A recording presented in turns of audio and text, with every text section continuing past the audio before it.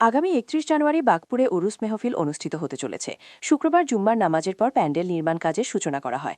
আগামী ৩১ জানুয়ারি শনিবার দিবাগত রাতে সোনাইয়ের বাগপুর রওজা সংলগ্ন বিশাল মাঠে অনুষ্ঠিত হবে প্রখ্যাত পীর শাহ সুফি মকবুল হুসাইন ওরফে বাগপুরি সাহেবের বার্ষিক উরুস মেহফিল।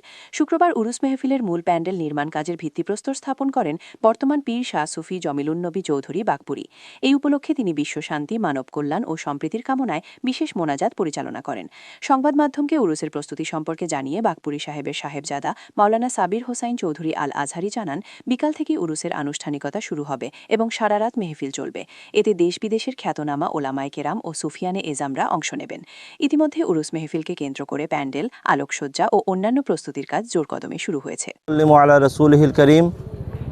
মোহতারাম নাজরিন, আজকে আমরা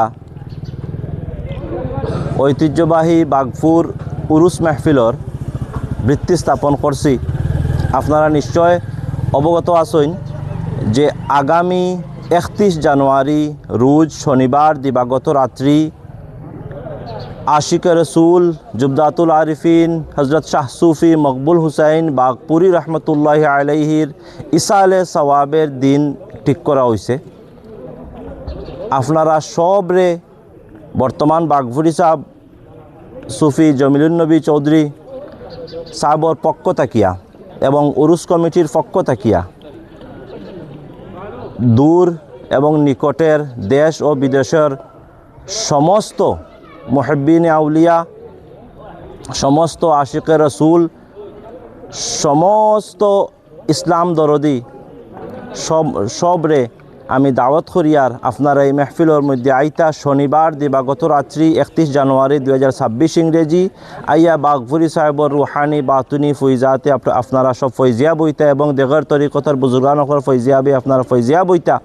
এই মেহফিলের মধ্যে ইনশাআল্লাহ সুফিয়ানে আজাম, ওলামায়ে কেরাম ও সানাখানে রসুল হল উপস্থিত থাকিয়া মেহফিলের নুরানি ও রুহানি করবা। ইনশাআল্লাহ আপনারা সবর দাওয়াত বাগপুরি সাহেবের পক্ষ থাকিয়া আপনারা সব এখানের মধ্যে আইতা। আসসালামু আলাইকুম ওয়া রাহমাতুল্লাহি ওয়া বারাকাতুহু। কার্যসূচি আপনারা নিশ্চয় জানেন, যেরকম আপনার প্রতি বছর যেরকম যেটা কার্যসূচি থাকে, বাদ আসর আমরা খতমে কুরআন হয়, মাগরিব বাদ তাকি আপনার ওয়াজর সিলসিলা আরম্ভ হয়ে যায়। এশার নামাজ পড়ে, এশার নামাজ আমরা একটু লেট করে পড়ি।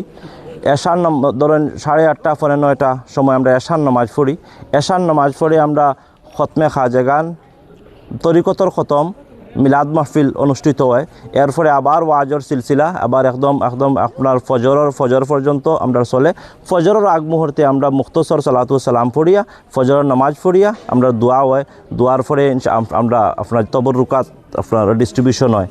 তো ওইটাও আমরা কর্মসূচি, এটা আপনার জি